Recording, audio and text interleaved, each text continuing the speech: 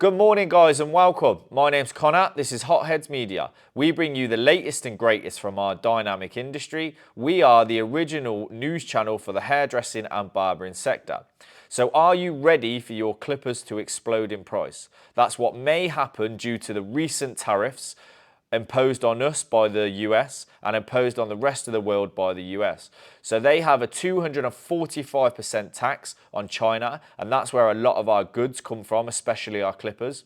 Many sectors are going to be hit by these tariffs if something doesn't change, but let's dive into it today and we're going to see how it's going to affect our industry, especially here in the UK. So just taking a look at clippers as a whole, you can get a range of different clippers, anywhere from JRL, Stylecraft, while the majority of these clippers are all manufactured and all assembled in China. Now, I think that's incredible. When you actually start looking into it, the only company I know that actually manufactures their clippers in their own country is Wahl, and Wahl is the longest standing clipper company in the world. Now, regardless if they assemble it and make it in America, there's got to be some parts like screws, bodies, stuff like that come from China. So every clipper brand will use Chinese parts. Whether it's assembled wholly or fully in China is a different matter, but I know Wahl claim to make and assemble their clippers in like Illinois or somewhere like that. But for the rest of the clippers, the major brands, everything is made in China. So we have now got the US have now got a 245% tax on goods coming from China.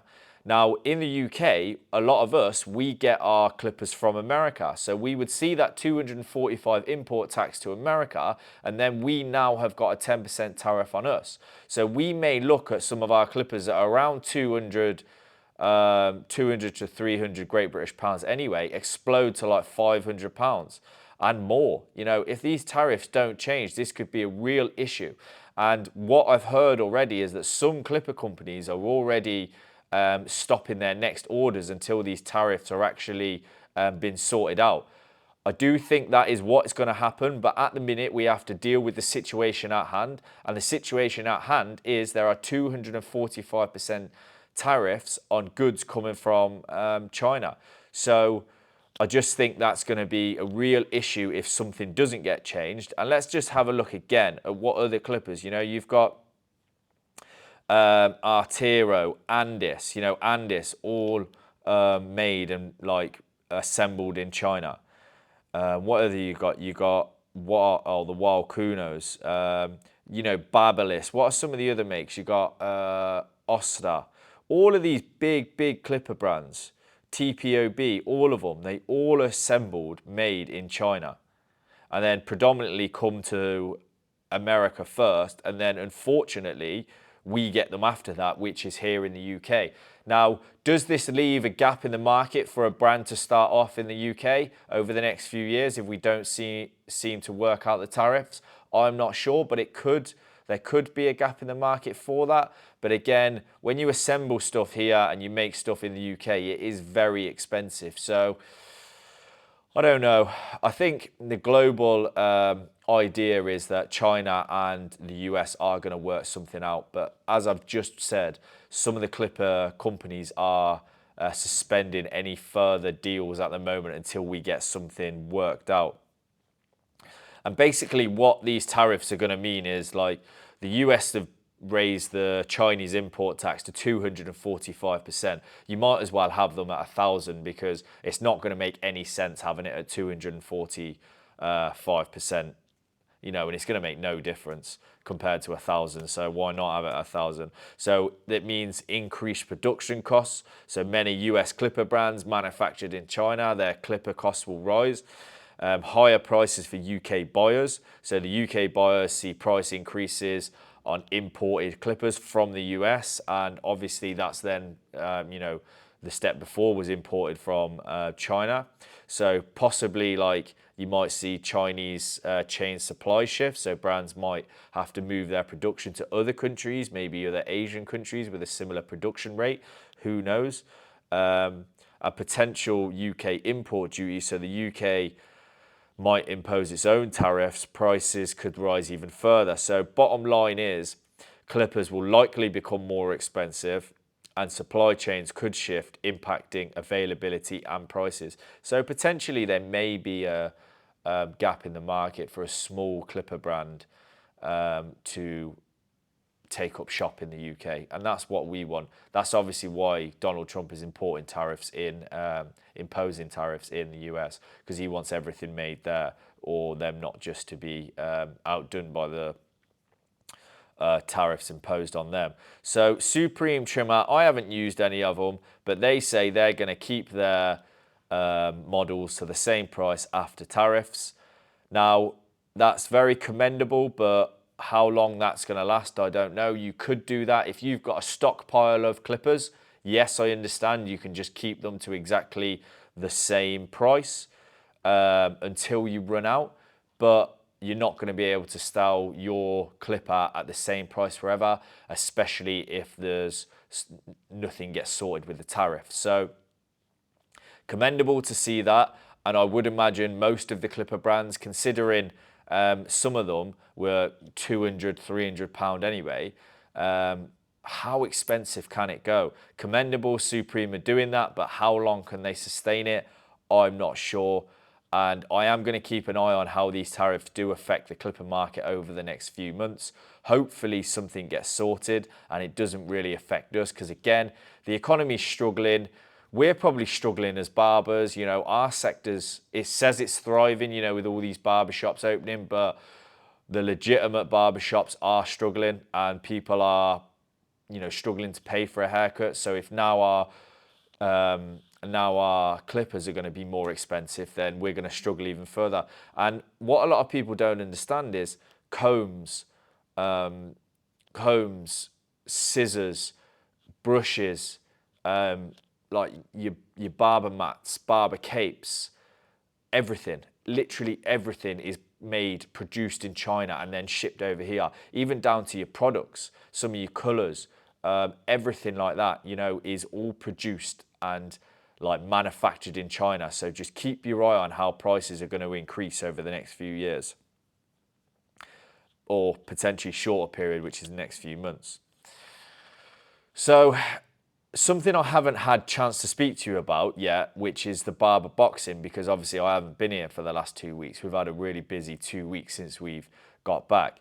Now, the barber boxing event, which I'll just show you now, this is the barber boxing Instagram page. Let me just play this. This was actually from ourselves. We made this here. So I don't want to get copyrighted for that, so I'm not going to play the music. But basically, this is the event. We had, we did the run-up to it, so the run-up was amazing. We did all the live streams for the run-up, and I tell you what, the barber boxing event is the best barbering event I have been to in years. It's completely different to obviously Salon International, Barber Connect, Great British Barber Bash, anything like that. It's obviously a night filled with barbers, all around boxing. It was a great atmosphere. It was a great vibe. The venue was really good. I tell you what, Lloyd from Barber Boxing, he put on an amazing show. The ring looked amazing. Where the room was, it was really, really incredible. And I thought it was just the best barbering event I've been to for a while. And I do believe on the next ones, they're trying to go a bit bigger. They're trying to implement different stuff, but they're working out the teething, you know, the things that need like sort of working out. It's, you know, in the teething process. But honestly, the barber boxing event was the best, or one of the best events I have been to in the last few years. It was great atmosphere, great networking, obviously all around boxing, which I love anyway. And it was a room full of barbers, like-minded people, all there under one roof, supported by, you know, Barber Evo, Mataki, Insight, Kion Clippers, Players Boxing. Hopefully I haven't missed anybody out there, but, you know, that's just amazing brands to get behind the barber boxing. And I just think it was an incredible night. I really enjoyed myself. Thank you for having me down there, barber boxing team. We loved it as Hotheads Media. We were doing a lot of coverage, getting the post-fight interviews. I got a chance to judge as well. So honestly, it was incredible. Anybody now that wants to go and sign up, make sure you drop them a message. They're taking on fighters for the next few shows. And yeah, make sure you get your tickets for the next one, because it was the best event I've been to for ages. And that's just what I wanted to say on that. So moving on, what else we got going on? So I thought this was interesting, and this is from Alexa Michael. Why pricing your services, price them in a way that doesn't undermine your skills and time. So why cheap haircuts are costing you money. So cheap clients have no loyalty, which I found this through many years of working in the industry. So clients who chase the lowest price will leave you in a second when they find someone cheaper. Premium cuts value quality and consistency, not discounts. Premium clients, on the other hand, value consistency, reliability, and quality, which means repeat business for you. So more haircuts offer less profit, which seems obviously mad in itself, but more haircuts, less profit. A £20 cut means you need to do 10 cuts a day just to survive. Meanwhile, a barber charging £60 can make the same money in a fraction of the time with less burnout. This is interesting. I'm going to say go and follow Alexa Michael, but Danny & Co Barbers, what they've done recently is, I've been watching on his stories that he's implemented a really high-end service, and he says he's packed out. He's done more money in half a day than he would in a full day, and I just think it's a really interesting concept of doing a more quality service and a higher price on the trim, because you will get people who want to come back for it. So low pricing forces you into volume game that leads to burnout. Yep, completely right. So your time is worth more. A haircut isn't just about trimming hair, it's about boosting your confidence, improving appearance, and delivering an experience. So when you price yourself too low, you signal that your skills aren't valuable. Top tier professionals charge what they're worth and attract clients who respect their expertise. So low prices damage your brand. Would you trust a £5 haircut? Probably not. Low prices make clients question your skill and level of professionalism. On the other hand, premium prices builds perception. People who associate higher prices with expertise, better service, and overall superior experience. I'm just going to say on that point, that's very true, because if you've seen all the stuff coming out of China at the moment with the bags, everybody thinks that these premium bags made by Louis Vuitton, what's the other one? Hermes. They're all premium bags. But all they're doing is just putting their name on it and adding a premium price. Where now what a lot of the Chinese companies are doing is basically saying, come to us, you can get the same quality bag. It just hasn't got the name on it. So one's going to be like 3/4 of the price, and the other one is going to be, twice, 3 times the price. Now, you kind of think this one is going to be more value for money, the higher price one, but actually they're the same thing. It's all about perception. So you have to understand that definitely when you are running a business or going into business. So better clients pay more and stay longer. High value clients don't flinch at paying £100 for a great haircut because they understand the value of quality grooming. These clients are also more likely to tip well, book in advance, and refer others, help you grow your brand without constantly searching for new customers. Now, I just thought that was great to share with you guys, and Alexa Michael is really good. You need to go over and follow them, and that's in association, that post was with Learn to Cut It. Now, something I found interesting, whether it appeals to all of you guys, I don't know, but considering we're in the hairdressing and barbering sector, fashion goes hand in hand with this. So Prada is set to buy Versace. I think they've already done that now. So Versace is heading home to Italy. Prada Group has acquired, let me just see if I can reload that, because it's, yeah, there you go. So Prada Group has acquired the storied Italian fashion house from Capri Holdings. The company's announced today for 1.25 billion, pending approval So you can hit the full story in the bio if you want to go and see that. I just thought that was interesting to share that Prada has now bought Versace and it's going home to Italy, which everybody knows it's an Italian brand anyway, so interesting. Now, Barbicide have unveiled, is that the word? Unveiled, like a Barbicide certification or certificate, basically. Now, what I thought this was interesting was with the way our barbershop sector and barbering sector in the UK is going. This is not specifically speaking to America because they obviously have a lot more rules and regulations. But us, it's like a free-for-all. It's like the Wild West out here in the UK. Anybody can open up a barbershop and anybody can get a chair and start cutting with no qualification. We say you probably need insurance, but a lot of them probably don't. And they can just go and do a free-for-all, give services here, there and everywhere, and cater bad haircuts to the general public.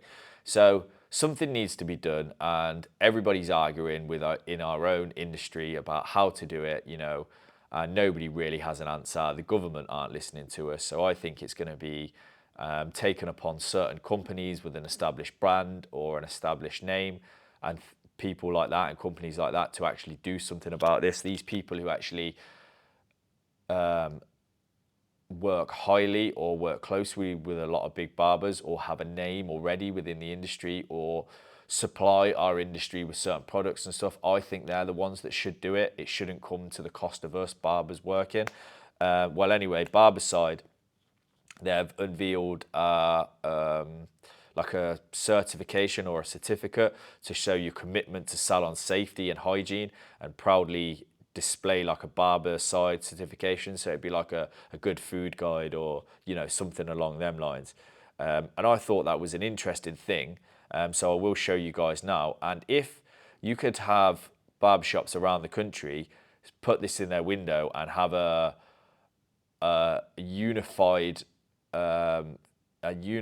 thought on having this, or a unified cohesion on making this the staple of, let's say, a hygiene and safety record within our industry, this might be good. So it's a certification. This individual has received training and understanding of proper sanitation and disinfection practices and produces consistent with the current high industry standard. So we put a point the other day. This is a very interesting idea. If executed correctly, it could set the standard for salon barbershop safety and shaping the future of our industry for years to come. In an ideal world, that's what I would like to see. And I'm just going to commend Barbicide for doing that, because I think that's a step forward into getting some sort of rules, regulations and stuff like that within the barbering industry, so it's not just a free-for-all like the Wild West. So in another announcement, Sasson they've got a new exciting chapter to reveal. So they're global in their global creative leadership. Now, my mentor, which was Sasson, he come from the Vidal Sassoon company. So the Vidal Sassoon idea of cutting hair has always sat like closely to my heart. So this I just thought was an interesting thing to share you guys. And it's pivotal, Vidal Sassoon and the Sassoon company are the leading hair educators within the industry, whether you know it or not. Barbers seem to not know that, but if you really want to learn the proper way to cut hair with your scissors, go and take a Sassoon course. It's expensive for a reason. But moving on to the news about it. Today marks an exciting new chapter in Vidal Sassoon's global creative leadership. Mark Haynes, the long-standing creative pillar in our brand, has appointed Richard Ashworth as the new international creative director. So basically, Mark Haynes steps into the newly created role as Senior International Creative Director, appointing a new International Creative Director.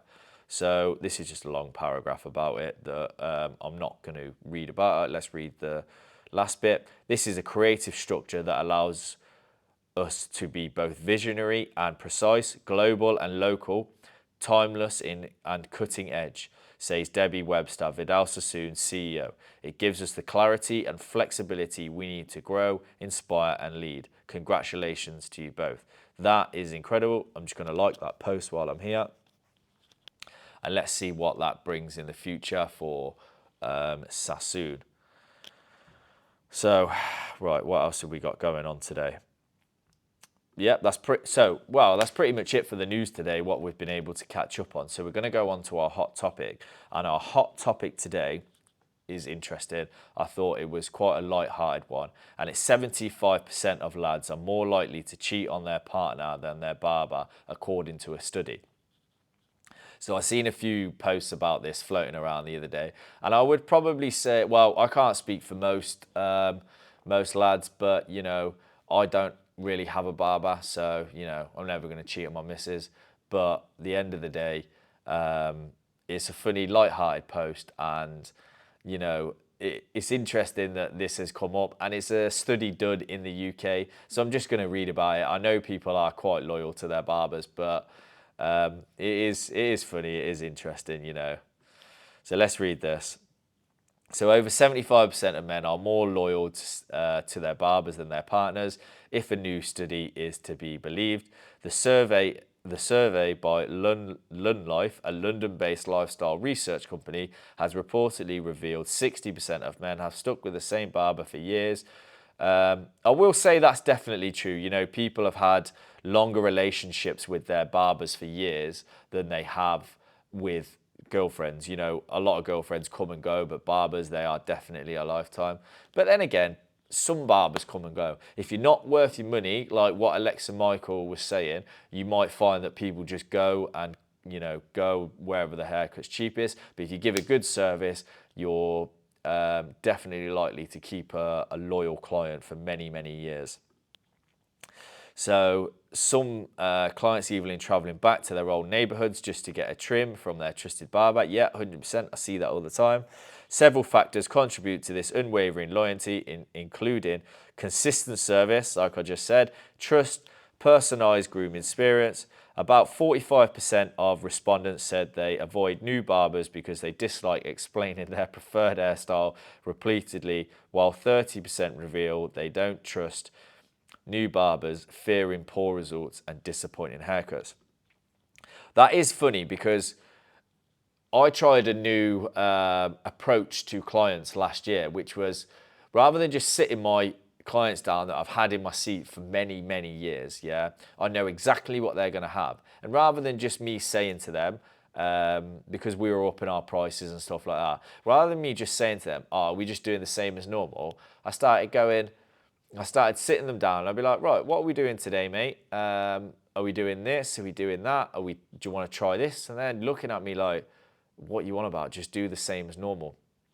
And I'm like, well, look, you know, I've got this new in, I've got that new in. They're like, no, mate, let's just do the same as normal. I've been coming to you for however many years now. We've been doing the same thing. So I'm like, right, if you want a new hairstyle, let me know. We'll try this. They're like, nah, mate, I'm all right. So I must have done that with at least 50% of my clients, and 50% of them just looked at me like in pure disbelief, like, what are you even on about? I think the mindset is, if it's not broke, don't fix it. If it's not broke, you don't have to fix it, or whatever the motto is.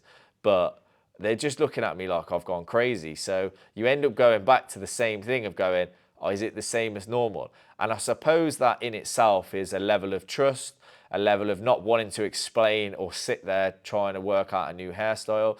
But again, I suppose it is a level of trust that you and your client have built up for many, many years, that they just go, yeah, same as normal, and they allow you to sort of do what they want and the same sort of hairstyle they normally have. And it is always a nightmare going back to new barbers or going to try new barbers, because even trying to explain, my clients explaining to another barber, even in here when I'm not in, what I have is, you know, they can't even explain it. I've had people sit in other chairs when I'm busy and they're turning around going, Connor, what do I have? And I'm like, mate, you literally have a short back and sides, you know? So it is what it is. But yeah, it is funny how, like, you know, you build up that sort of relationship and clients do just go, yeah, do what you want. Right, let's carry on with this article. So experts believe men value consistency and emotional security, influencing both their romantic and grooming choices. Yeah, 100%. So this is just another quote. So that one was by Lad Bible. And this one is just by Wealth. So this is the same study, what they're on about. So men are more loyal to their barbers than partners, study says. I would definitely say they stay with their barbers longer, 100%. So again, it's literally the same statistics. I was going to read some of these comments, but that top one, I don't know if I'm going to be able to read it out. So the next one, I'm in a 10-year relationship with my barber already. Somebody just spoiled our secret, guys. That's why I'm my husband's barber. Barbers are therapists, many wives aren't, 100%. Scientists are studying unnecessary stuff and ignoring important stuff, study says. That's the last one I'm going to leave it on. And I think that's quite important, to be honest with you. But you know what? That guy, Farouk TJ, doesn't think it's that important. So maybe he's bold like me and he hasn't got a barber. So that was the hot topic today. Now we're going to go on to the Pro Tools 101.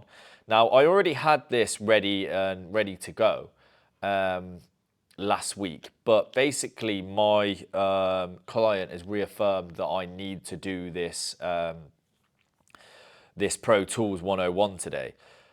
Now, I had a client sit in my chair that I used to do consistently for many years, and he's been going through a little bit of a hard time over the past few years, so I haven't seen him, and he came and sat back in my chair on Saturday, and basically he was saying, like, it's amazing to be back, and you know, it's amazing to be back, and he was telling me all the problems that he was having with his barbers that he was going to here and there. He was just jumping from one barber to another.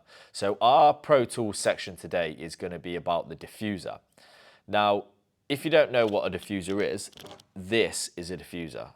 So I'm going to have to put it in front of my face because my thing's all blurred out. I'm trying a new setting in the background. So that's a diffuser, and that's a diffuser. So you see how they're completely different. You know, one's wider, one's for a smaller. That one's actually for my pink Parlux, and this one's for my new Wild Vanish, Vanquist, whatever you call it.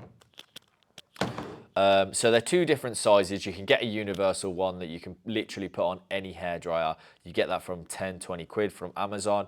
And what they do is they will reduce frizz, they will help maintain curl, they will help dry it more evenly, and basically, if you've got curly hair, it will help promote curls within your hair.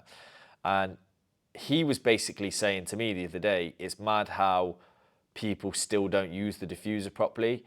In here, because I teach all my staff, like, we use it on a daily basis. You know, we have loads of lads who come in with curls or even just want to add texture or wave to their hair, and the diffuser is amazing for that because it doesn't over dry your hair and it doesn't dry it too quickly, which you can then put the texture in. And he's saying that he was going here, there, and everywhere, and no one was using a diffuser on his head. And he's got curly hair, so he's finding it really difficult to style, not giving him the right styling products to use. What we were talking about on one of the other episodes, styling products is so important, and especially using it with the diffuser. It is definitely an important thing to use in 2025, and everybody's got one of them brolly heads at the minute, broccoli heads, you know, where they all just like got these perms and the haircuts, it's just sat on the top of their head. And actually the diffuser is amazing to help tame that if you put the right products in and stuff. My client was natural, but his hair's really curly. But guys, if you are watching this, any of you broccoli heads out there, make sure you use a diffuser because it's going to help keep the curl, and it will keep the perm in your hair that little bit longer. It will give you a sustained longevity with your curl. So basically, what a diffuser is and why should you care if I haven't gone over that already. A diffuser is like a round attachment that you slap onto your hairdryer, exactly what I said, designed to spread like the airflow evenly without blasting direct heat onto a certain bit of the hair. So it's a game changer for barbers and stylists and clients who want volume, definition, and less frizz. So it enhances natural texture, it reduces heat damage, it adds volume, controls frizz, and is faster drying. I would say it's probably not faster drying. I would say it's a bit slower drying, but it gives you more control over the. It definitely gives you more control over where the hair's placed. So, like I said, it keeps the natural texture, so it keeps curls looking sharp and keeps them not fluffy. It reduces the heat damage, so no more crispy overheated hair. It adds volume, so it lifts the root without frying it, because a lot of people just always do the top of the hair and always neglect the root. So it controls the frizz, so it's less direct heat for smoother, healthier hair, and faster drying. Although I would say it's slower drying, it increases drying time, but it keeps hair in its more natural pattern. So I was always told that the diffuser was invented by somebody who was doing like a project for school, and I can't remember who told me that, but I've gone through my whole hairdressing life telling people that, but now I'm doing a news education channel, I need to be correct on what I say. So I went to ChatGPT to see if they knew, so let's share this, and I put, who invented the diffuser? And it basically told me, you're wrong, no single name is credited, but here's how it evolved. So in the 1920s, 30s, hairdryers existed and were all about power, not control. The 50s and 60s, early nozzle attachments hit the market to direct airflow. The 70s, the first diffuser design was introduced, inspired by growing trends and textured hair. In the 80s, diffusers became a must-have for natural curls on center stage.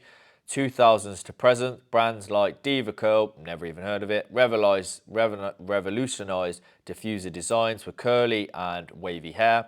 Fast forward to today, diffusers are a must-have tool in modern barbering and hairdressing for styling natural texture without sacrificing hair health. So that's basically your Pro Tools 101 today, and that was the diffuser. Now, I've had such a busy few weeks coming back after the Barber boxing and everything like that, that I don't think I've got many questions for you today on our Q&A. But I've got two here, and no, I've got two or three, and we'll just go over them quickly. So, number one, is the Wild Detailer good for clipper over comb? Yes, the Wild Detailer is great for clipper over comb. It's one of my personal favorites. First off, some people would use a big clipper to clipper over comb, but I think it's a lot in your hand. And if you clipper over combing all the time, clipper over comb like that, it's heavy. It's unnecessarily heavy. The reason I like the Wild Detailer, the original one, is because the teeth are quite soft and the motor is quite powerful, and it gives me the finish I'm looking for. If you guys really get into the technical side of clipper over comb, if you use a Wahl, let's just stick with Wahl. We use a Wahl Senior, a Legend, a Magic Clip, a normal detailer, a gold detailer, and the high vis. Every single one of them clippers is going to give you a different finish on your clipper over comb. So understanding the blade, the teeth, the power, the feel, the friction on the hair, everything along that clipper line you need to know to get the perfect finish and the right finish for your client. So I personally favor the detailer because it's a mini clipper, so it's not big and bulky. The teeth are a good size and it gives me a really nice finish. Now, somebody asked me literally late last night, so I'll cover this as well. Can you add the gold blade to the original body of the original detailer? Now, yes, you can. I'm not sure why you would unless you've broke your gold body, because the gold body has got a more powerful motor and it's an all metal housing, whereas the original detailer is a plastic housing and the motor's not as good. So I don't know why you would, but yes, all the blades, the original black and gold, they're all interchangeable if you want to swap them around. But I wouldn't, just going back to the clipper over comb, I wouldn't use my gold detailers over my original detailers to clipper over comb, because the gold ones, the blade's a DLC coated blade and the teeth are slightly finer, so it wouldn't give me the finish it's looking for. And because the motor's more powerful, it just blasts the hair away where I want to like softly take the hair away. So even understanding the motor and the power gives you a better understanding of the finish. So that's what I would say. The Wild Detailer is good for clipper over comb. I did used to use other ones. I have used the Slimline Pro for a while. What else have I used? Oh, I've used many different ones over the time, but I do like the Wild Detailers at the moment. So how are you getting on with the Wild Vanquish hairdryer? Okay, I like it. I like the compactness of it. It's light, but there's a few flaws, I would personally say. Now, we're just going on about diffusers, so actually this is a great question, because when I put the diffuser on, the Wild Vanquish, and I put it on the lowest setting and the lowest heat, because I want to control the curl and I want to control how the hair's sitting, for me personally, it's too fast and it's too hot. So it dries the hair too quick and basically doesn't give the desired look I'm looking for. So when we did a shoot in here the other week, we did a lot of curly hair within our shoot. Now I have an old Parlux 3200, it's a little compact one, and the head goes on that. Now that runs slower and the heat's different. I find with these new digital hair dryers, it's like an air fryer heat.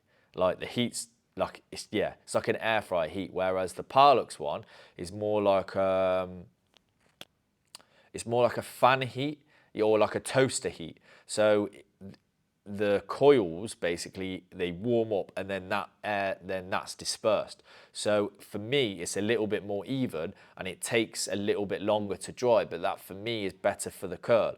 Whether it's better for the frizz, I'm not sure, because I do understand these digital ones are great for the frizz, but I like it. I like the new Wild Vanquish. It's really, really powerful, really powerful. It looks good. It looks much better than my pink Parlux, and I don't get ripped for it as much. I would say it's probably better all round, apart from adding curls to your hair, because the curls really need something a little bit slower. But again, it's 100 times better than that Falco thing from Babyliss. It's actually really well made. Once I get used to the heat and the consistency, I get it, but thankfully I've got both at the minute. So yeah, it's good purchase. It's on for about 100 quid at the minute, so you know, go get yourself one, why not? If you go to Barber Blades, you can use my discount code HOTHEADS10, or if you want to get anything, especially with the new tariffs coming in, make sure you use my discount code for 10% off. So best online education platform. I want to level up my skills in barbering. So if it's clipper work, there's probably a go-to one. If it's scissor work, I would go and do the ABC Men by Sasson. That's one of the best online education courses you can ever go and do. But you need to understand what you're looking at, and it's very scissor heavy. Whereas if you look at something like Josh OP, it's probably good for clipper work and getting it. You know, I've heard different things about the Josh OP one. Apparently it's good. I haven't been on it. I've used the ABC Men Sasson. That's incredible. It's about 180 quid for the year. Not sure how much the Josh OP one is. But then you've got stuff like Charlie Gray, the 1 Minute Barber, depending on what level you are. The 1 Minute Barber has some great educational videos. I sometimes sit there and watch them anyway, just for fun. And he says they're for beginners, but I honestly think they're really not. I think they're great for beginners, but I think anybody who enjoys watching people cut hair can go and watch them videos, and they're great. So yeah, there's my top. I would say in order: Sasson ABC for men, Josh OP, and go and look at the 1 Minute Barber. He's got like a membership bit you can go and do on his YouTube, and he's got some free videos on there anyway. So guys, it's nice to get back. That's the show ended today. Yeah, I hope you have a blessed week, and I'll see you all again next week. Yeah, take care.